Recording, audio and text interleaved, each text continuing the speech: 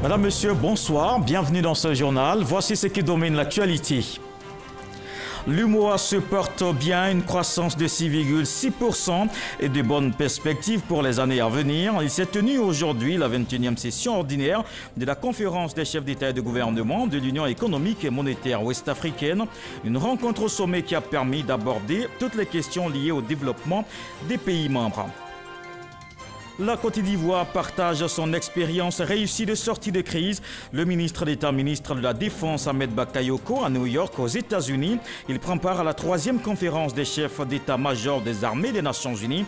L'ONU veut mieux répondre aux exigences de gestion des crises dans le monde. Et puis le Haut Commissariat aux réfugiés, l'Organisation internationale des migrations appelle à la libération des migrants en Libye. Ils sont environ 5600 détenus. Les deux organismes demandent que les migrants repêchés en mer ne soient plus envoyés en Libye. Il y a une semaine, un bombardement tuait 50 migrants. Il s'est tenu aujourd'hui à Abidjan la 21e session des chefs d'État et de gouvernement de l'UMOA. Le président Alassane Ouattara et président en exercice de l'Union, c'est autour de lui que ces pairs de l'espace de l'Union économique et monétaire ouest-africaine ont abordé les questions liées à l'ordre du jour. Ils ont également affiché une ferme convergence de vues sur les questions liées au développement des États. Viviane Aïmé. Après le dernier sommet tenu en juillet 2018 à Lomé au Togo, les chefs d'État de l'UEMOA, l'Union économique et monétaire ouest-africaine, se sont retrouvés ce 12 juillet 2019 pour faire l'état de la marche de l'Union au cours de l'année écoulée, sur le plan politique, économique, monétaire et au plan du processus d'intégration. Ce 21e sommet des chefs d'État qui a choisi de se tenir à Abidjan a enregistré la présence de tous les chefs d'État de l'UEMOA. Le Premier ministre bissau-guinéen Aristide Gomez représentait son pays. Entouré de ses pairs qui l'ont investi de leur confiance en le portant à la tête de la conférence des chefs d'État de l'Union économique et monétaire ouest-africaine le 8 janvier 2016, avec pour mission d'engager des réformes nécessaires pour redynamiser l'Union, le chef de l'État ivoirien, le président Alassane Ouattara, au terme de 3 ans de mandat, peut être fier des avancées réalisées. Le processus d'intégration régionale enregistre des avancées encourageantes dans notre espace communautaire. L'activité économique est restée dynamique au sein de l'Union au cours de l'année 2018.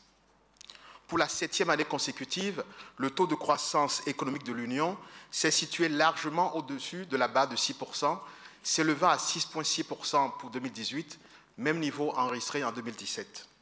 La BCEAO a, au cours de l'année, renforcer ses actions en faveur de la diversification des produits et des mécanismes de financement des économies de l'Union. La Banque centrale a également œuvré pour la consolidation de la stabilité financière dans l'Union.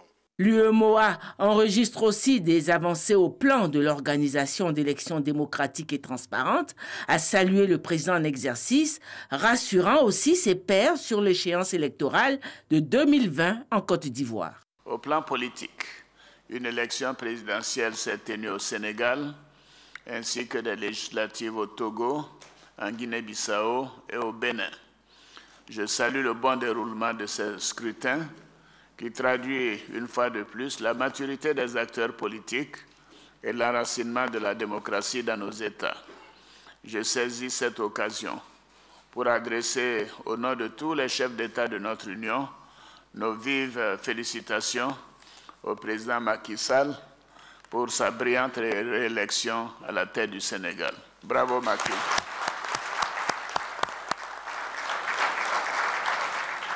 Je suis persuadé que les échéances électorales prévues en 2020 dans d'autres pays de notre espace communautaire se tiendront également dans un climat apaisé, propice à la préservation de la paix et de la cohésion sociale, facteur essentiel d'un développement inclusif et durable.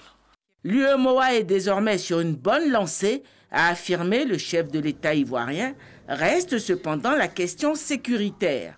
Je me félicite des bonnes performances enregistrées par l'UEMOA ces dernières années. Cette résilience résulte de la bonne qualité des politiques conduites par le gouvernement de nos États et par les organes et institutions communautaires. Pour les années à venir, les perspectives sont tout aussi favorables.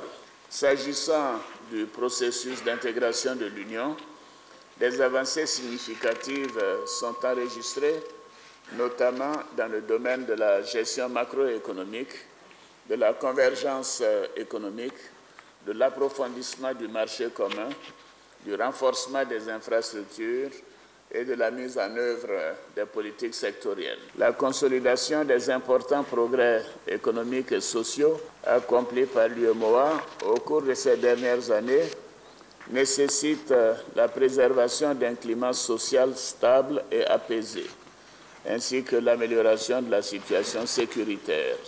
Les discours sur l'état de l'Union ont laissé place à une séance de travail à huis clos des chefs d'État. La question sécuritaire a occupé une fois de plus une place centrale dans leur concertation. La 21e session ordinaire de l'UEMOA a pris fin aujourd'hui même une conférence des chefs d'État et de gouvernement qui a permis l'examen de plusieurs rapports. L'Union se porte bien, c'est ce qui ressort de la rencontre. Le communiqué final qui a sanctionné les travaux a mentionné plusieurs résolutions prises lors de la session.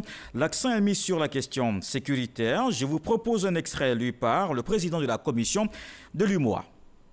La conférence note que la crise sécuritaire affecte négativement les performances des États membres en matière de convergence macroéconomique. À cet égard, les chefs d'État et de gouvernement exhortent les États membres à prendre les mesures indispensables à l'atteinte des objectifs fixés par le pacte de convergence à l'horizon 2019. S'agissant de la revue annuelle des réformes, politiques, programmes et projets communautaires, la conférence se félicite des progrès réalisés par les États de l'Union avec un taux global de mise en œuvre des réformes de 69% en 2018 contre 62% en 2017. Elle encourage la Commission à poursuivre ses actions en vue de l'atteinte des objectifs assignés. La conférence se réjouit du lancement du dispositif de soutien au financement des PME-PMI de l'Union.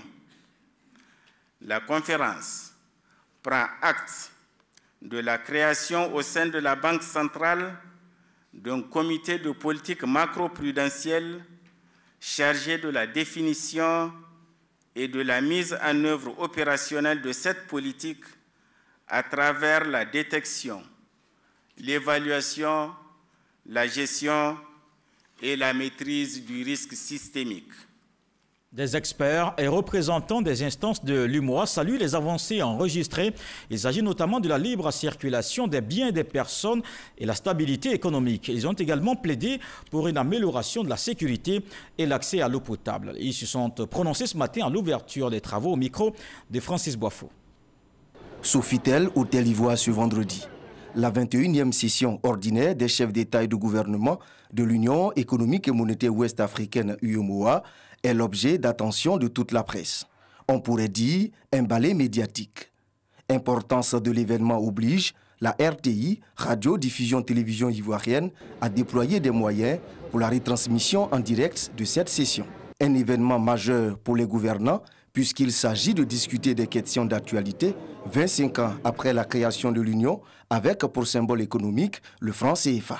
25 ans, c'est beaucoup de choses pour l'UEMOA. C'est d'abord un marché commun, c'est un cadre macro solide. Nous faisons des taux de croissance de plus de 6% depuis 2012.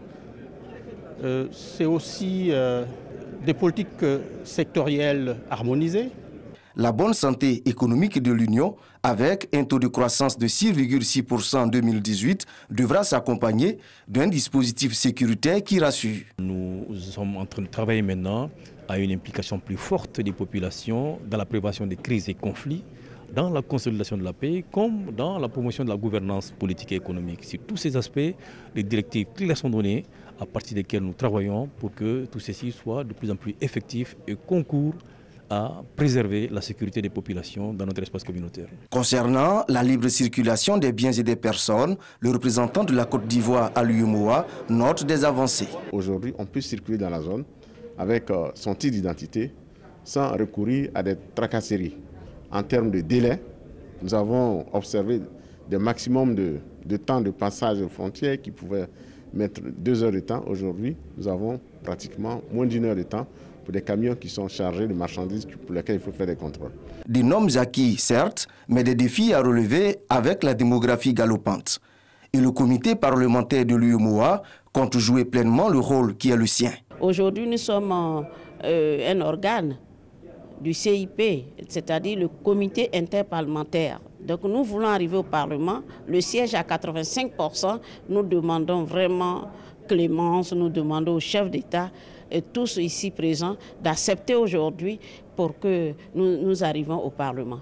Pour pouvoir réfléchir, il faut que les renseignements, les informations viennent de la base. L'Union économique et monétaire ouest-africaine UEMOA, c'est un ensemble de 8 pays, plus de 3 500 000 km² et 120,2 millions d'habitants.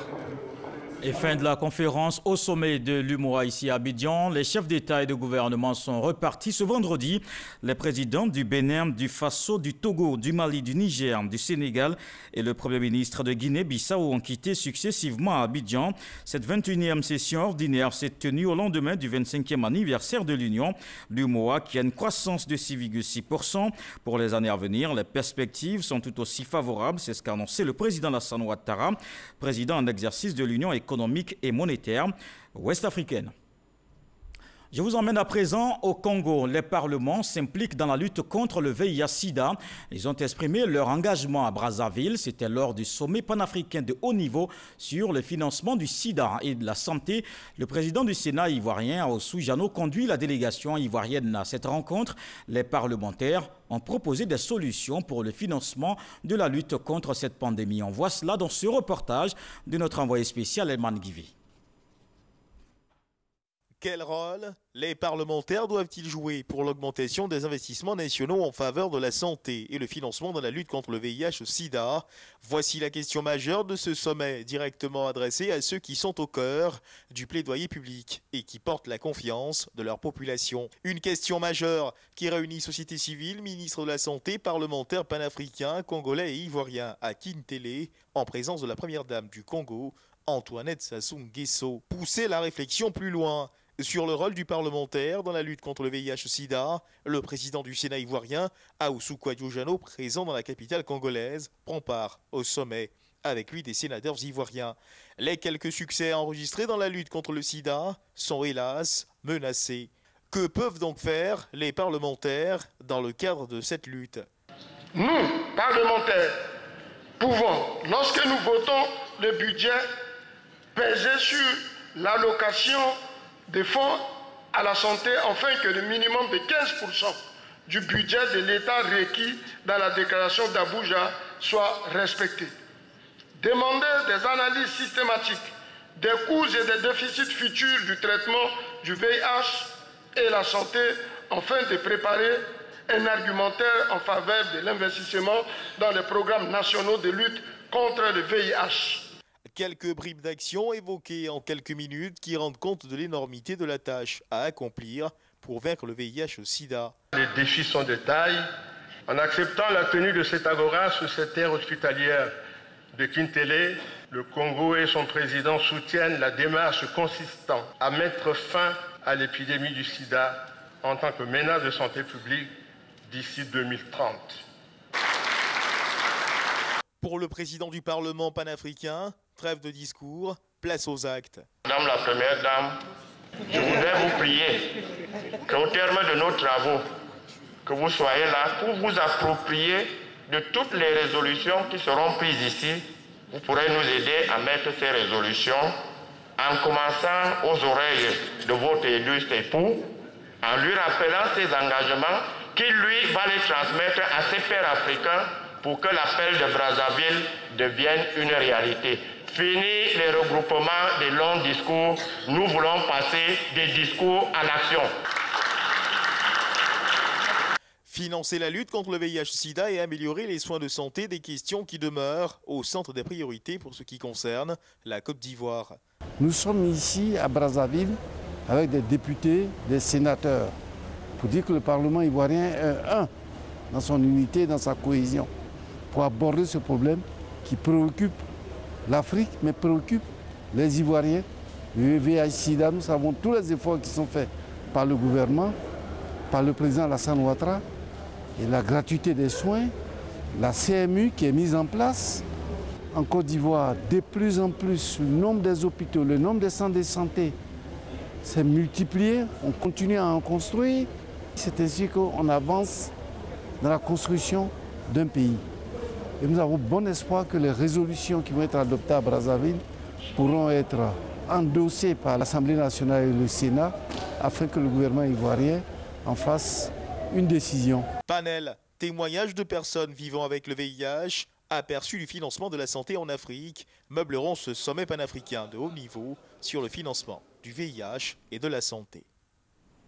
De Brazzaville, rendons-nous à New York, aux États-Unis. Il s'y tient la 3e conférence des chefs d'état-major des armées des Nations Unies. Le ministre d'État, ministre de la Défense, Ahmed Bakayoko, prend part à la rencontre. Il a partagé l'expérience réussie de la Côte d'Ivoire en matière de maintien de la paix. Abou Sanogo. Le ministre d'État, ministre de la Défense Ahmed Bakayoko à New York pour la 3e conférence des chefs d'état-major des armées des Nations Unies. Une conférence qui s'inscrit dans un processus plus large qui vise à améliorer la performance globale des missions de maintien de la paix.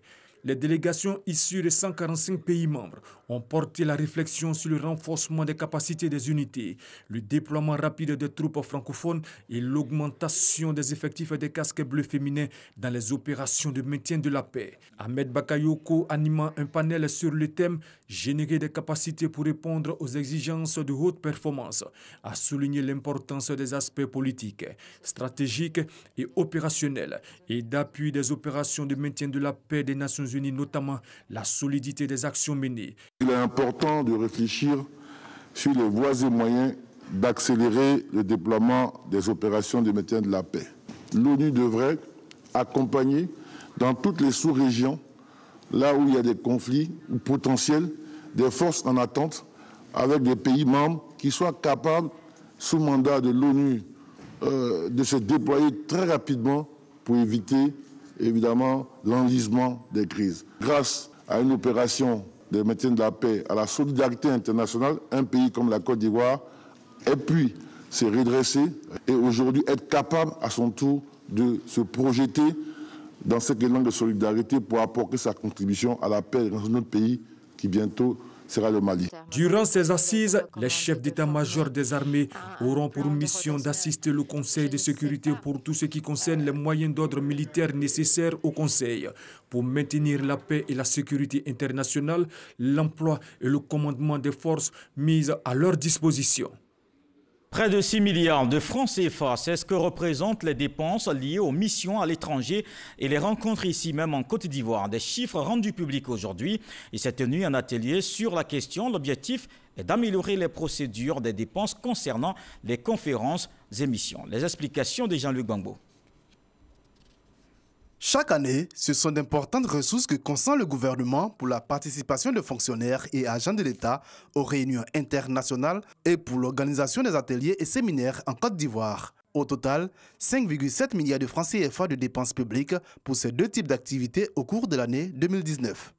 Les dépenses liées à l'exécution des missions à l'étranger ont toujours été une préoccupation pour le gouvernement, à telle enseigne qu'il s'implique davantage dans la mise en œuvre effective de certaines réformes permettant d'atteindre une efficacité de ces dépenses. Cependant, des difficultés subsistent quant à l'exécution de ces budgets dont les délais de transmission qui sont parfois jugés tardifs. Tout en dressant le bilan à mi-parcours de l'exécution du calendrier 2019, cet atelier qui réunit l'ensemble des acteurs impliqués dans l'organisation et la gestion des conférences et missions a instruit ses participants sur la procédure de conception et de validation des calendriers de conférences et missions. L'optimisation des dépenses destinées aux conférences et missions exige de renforcer les capacités des acteurs impliqués dans l'organisation des déplacements à l'étranger en les familiarisant davantage avec l'application informatique y dédiée. Tout en demeurant dans cette logique, il serait opportun de faire des suggestions, bien sûr pertinentes, qui permettront d'améliorer la procédure d'exécution des conférences et missions. Plusieurs propositions ont été faites par les participants en vue d'une meilleure gestion des calendriers de conférences et missions. Une nouvelle approche a notamment été préconisée dans ce contexte de la dématérialisation des procédures d'exécution des missions à l'étranger. Les femmes sensibilisées sur leur rôle dans la société ivoirienne, une initiative de l'association CEFIS, une organisation qui œuvre pour l'éclosion d'une nouvelle génération de femmes leaders. Le ministre des Affaires étrangères, Marcel Montano, a animé une conférence débat sur le leadership féminin. Des détails avec Astou Touré. Le ministre des Affaires étrangères, Marcel Montano, face aux lauréates du concours African Women of the Future Fellowship. Autour du leadership féminin, il a animé une conférence débat sur 3 axes essentiels: honnêteté, travail et conviction. Il faut que les femmes soient décomplexées. C'est vrai que malheureusement, bien souvent, les femmes sont obligées de faire 2 fois plus que les hommes pour se faire remarquer. Mais je vous assure que les femmes sont beaucoup plus tenaces dans le travail que les hommes. Cette rencontre est une initiative de l'association CEFIS, une plateforme de mentorat et de leadership pour la jeune femme. On s'est vraiment félicité de voir que M. le ministre Marcel Montano a à ses côtés des collaborateurs, femmes, ambassadeurs qui occupent de hautes fonctionnalités. Cela nous donne l'espoir que la participation de la femme dans le processus de développement et puis dans la croissance économique de notre pays est effective. Reconnu par l'Union africaine parmi les 50 meilleures initiatives en matière d'éducation en Afrique, à ce jour, le programme a permis de former plus de 7000 jeunes filles en Côte d'Ivoire à travers des conférences et ateliers de formation. Cette année, elle s'est ouverte à d'autres pays. J'ai été sélectionnée sur la base de mon projet qui porte sur la lutte contre les hépatites virales. Cette formation m'apporte beaucoup de choses parce que j'apprends énormément au quotidien. Donc, je serai plus enrichie et ça va m'aider à mettre en avant mon projet. Le leadership des femmes est très important parce qu'à travers ce programme, j'ai appris beaucoup de choses dont je n'avais pas idée du tout. Ça m'a beaucoup enrichi. J'espère pouvoir affronter ma vie future professionnelle et personnelle aussi à travers ce cours de leadership. Une caravane dénommée CEFIS Tour sillonne déjà quelques villes du pays afin de renforcer le leadership des femmes, qu'elles soient lettrées ou non. Et c'est justement pour parler des droits de la femme que la ministre Bakayoko Liramata est à Genève. La ministre de la Famille, de la Femme et de l'Enfant représente la Côte d'Ivoire. La Convention sur l'élimination de toutes les formes de discrimination à l'égard des femmes. Elle a partagé l'expérience du pays sur la politique du genre. On en parle avec Eric Gouré. La Côte d'Ivoire, toujours présente dans les hautes instances de décision internationales.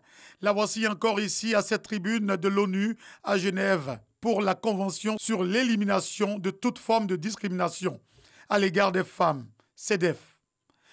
Liramata Bakayoko, ministre de la Femme, de la Famille et de l'Enfant, conduit la délégation ivoirienne.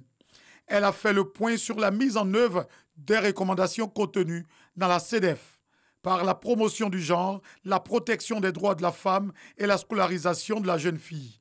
Ou la 2100.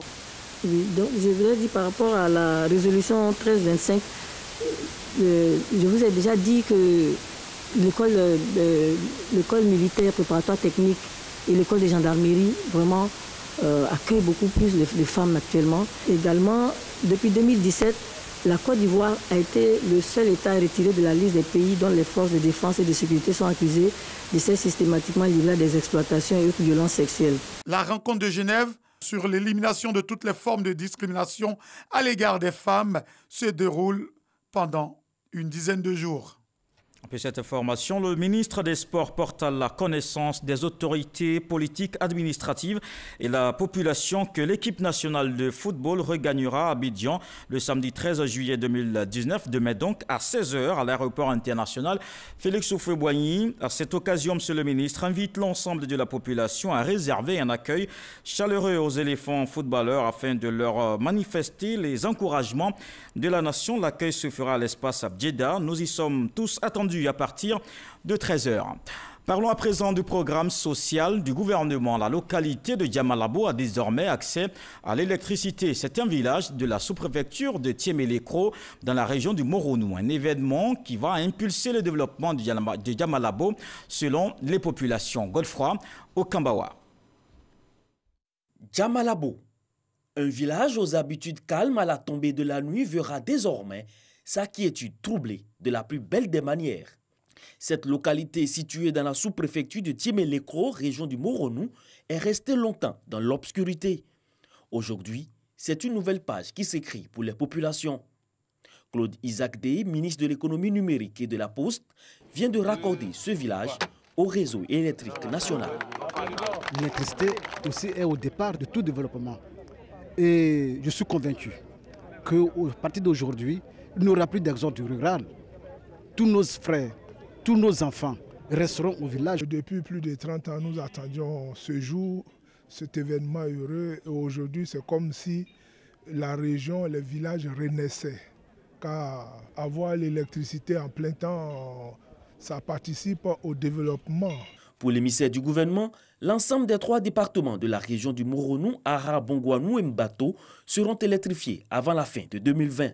Des travaux d'électrification qui s'inscrivent dans le programme social du gouvernement. Dans le cadre du programme social du gouvernement, l'État a décidé pour 2019 et 2020 de prendre en charge 400 000 familles au niveau de l'abonnement, du premier abonnement. C'est 1 000 francs à payer dès le début. Ça marque aussi pour les populations quelque chose d'important. Ils pourront accéder, ça pourra changer la vie au niveau même de conditions d'alimentation pour les enfants aussi, au niveau de l'école.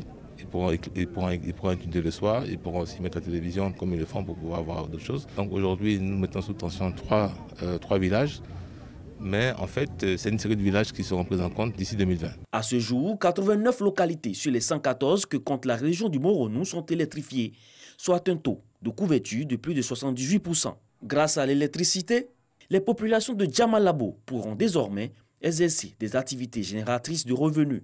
Un pas qui annonce sûrement un nouveau départ pour le développement de cette localité. Le directeur général des cultes informe l'opinion publique que dans le cadre du Hajj 2019, les vols charters au départ d'Abidjan pour Médine s'effectueront du 15 au 22 juillet 2019. Les 5 vols réguliers prévus cette année auront lieu du 21 au 26 juillet 2019. S'agissant des pèlerins des opérateurs privés, les premiers départs auront lieu le 18 juillet 2019. Le directeur général des cultes tient à rassurer tous les candidats pèlerins régulièrement inscrits que toutes les dispositions sont prises en rapport avec le commissariat du Hajj pour que leur voyage en Terre Sainte se déroule dans les meilleures conditions possible. La Côte d'Ivoire veut se doter d'un nouveau code de l'environnement. Il va prendre en compte l'évolution de la lutte pour la préservation de la biodiversité et l'adhésion du pays aux nouvelles conventions mondiales. Un comité de pilotage est installé. Il est composé de 15 entités issues des ministères techniques, partenaires financiers et d'organisations de la société civile. Le reportage de Walter Amadou Ouattara. Le Code de l'environnement est un recueil qui rassemble tous les textes législatifs et réglementaires en matière de protection de l'environnement. Ce code a été adopté le 3 octobre 1996. 13 années après, au vu d'un nouveau défi relatif, entre autres, au principe pollueur-payeur, à l'utilisation des pesticides dans le domaine agricole, à la menace sur la biodiversité et à la lutte contre l'exploitation anarchique dans le secteur minier, l'Agence nationale de l'environnement s'est engagée à mettre à la disposition de l'État de Côte d'Ivoire un nouveau code de l'environnement à valider d'ici décembre 2019. Le code de l'environnement qui est mis en révision dispose à son article 35.5 le principe pollueur-payeur. Ça veut dire simplement que lorsque vous polluez, vous devez réhabiliter l'environnement à ce niveau-là. Il est prévu la prise d'un arrêté par le ministre de l'Environnement et du Développement durable afin de fixer les attributions et pouvoirs du comité de pilotage qui vient d'être installé. Afin d'obtenir les livrables tant attendus par le MINED. Ces livrables permettront au MINED, porteur du projet, de faire une présentation devant l'Assemblée nationale et mettre ainsi à disposition de toutes les parties prenantes un arsenal juridique pertinent pour la sauvegarde de notre environnement.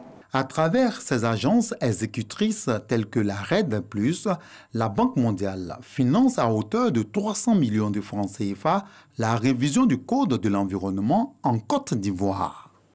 Dans le reste de l'actualité, une semaine, une frappe touchait un centre de migrants à Tripoli en Libye, plus de 50 morts. Aujourd'hui, les organisations internationales appellent à la libération de tous les migrants détenus. En Libye, environ 5600 réfugiés et migrants sont actuellement retenus. C'est ce qu'affirme le Haut Commissariat aux réfugiés et l'Organisation internationale des migrations. Il existe une vingtaine de centres de détention en Libye pour le HCR et l'OIM. Il faut éviter qu'une nouvelle tragédie comme celle du bombardement de Tajoura ne se reproduise. Les deux organismes demandent que les migrants repêchés en mer ne soient plus envoyés en Libye. Et puis avant de refermer ce journal, retour sur cette rencontre à Abidjan, fin du sommet des chefs d'État et de gouvernement de l'Union économique et monétaire ouest-africaine. Les travaux présidés par Alassane Ouattara, président en exercice de la conférence des chefs d'État et de gouvernement de l'UMOA. Il s'est réjoui des performances enregistrées par l'Union, une croissance de 6,6% et des perspectives tout aussi bonnes. Une 21e session ordinaire qui s'est tenue au lendemain du 25e anniversaire de l'Union. Et ce journal est terminé. Merci de l'avoir suivi. Je vous retrouve demain avec beaucoup de plaisir. Bonsoir.